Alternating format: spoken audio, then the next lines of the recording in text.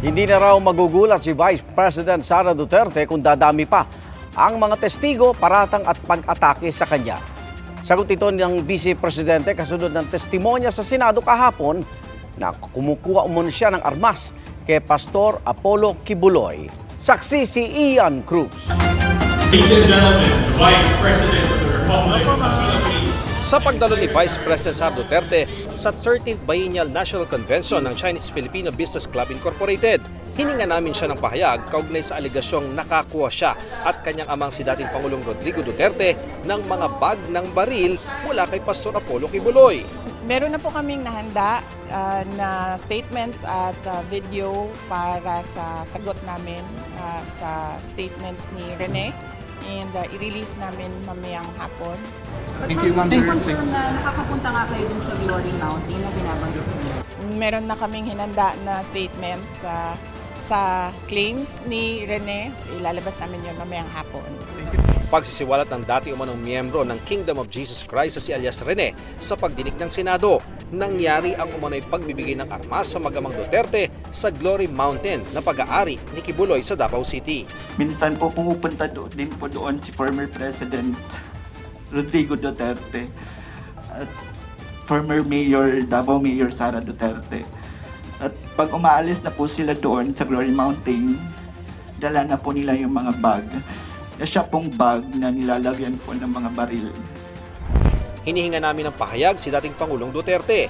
Habang naglabas naman ng video statement si VP Sara, isinasang tabi ng bise ang mga aligasyon ni alias Rene at sinabing nakagawian na raw sa Pilipinas ang pag-atake at pagbato ng sari-saring issue laban sa Vice Presidente. Marahil sapagkat ang Vice Presidente ang tumatayong pangunahing hadlang sa mga nangangarap maging Pangulo. Hindi ko ikakagulat kung dumami pa ang mga kaso, investigasyon, testigo paratang atake at paninira laban sa akin sa mga susunod na araw, linggo, buwan at mga taon. Naniniwala raw si VP Sara, may tamang panahon para sa lahat at ngayon daw ay dapat niyang unahin ang kanyang tungkulin. Panahon ngayon ng aking pagtatrabaho.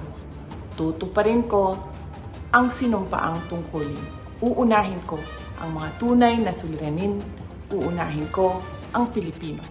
Sa pagdinig rin sa Senado, sinabi rin ng isang saksi na hindi umano pinapasweldo at walang benepisyo ang mga empleyado ng SMNI kung saan honorary chairman si Pastor Kibuloy. Itinanggi ito ng legal officer ng SMNI. Sabi ni Attorney Mark Tolentino, maayos daw na napapasweldo ang staff ng SMNI at masaya daw sila sa pamalakad ng management. Sa Kamara, nagpalabas ng subpina para sa pagdalo ni Pastor Kibuloy sa pagdinig ukol sa mga paglabag umano ng SMNI sa prangkisa nito. At kapag hindi siya sumipot, upon his next hearing, absent po ulit siya, I would say I think ready po yung committee to seek po to cite in contempt and seek the subsequent arrest po. Patuloy naming kinukunan ng pahayag si Pastor Kibuloy.